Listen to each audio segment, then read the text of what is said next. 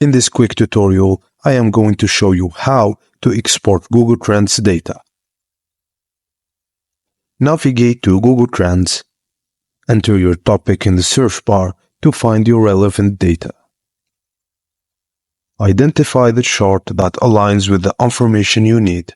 Look for a download icon, which is typically a downward arrow located at the chart's corner.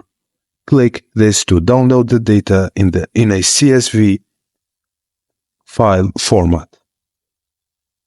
Locate the downloaded CSV file on your computer and open it using a spreadsheet application such as Google Sheets or Microsoft Excel. This will allow you to view and analyze the trend data in details and use it however you like. Exporting data from Google Trends is a straightforward process that enables further analysis of search trends. By downloading CSV files, you can delve deeper into the data, uncovering insights that can inform your content strategy, market research, or curiosity. And that's it, guys, as simple as that. Thank you for watching, and please don't forget to like and subscribe for more.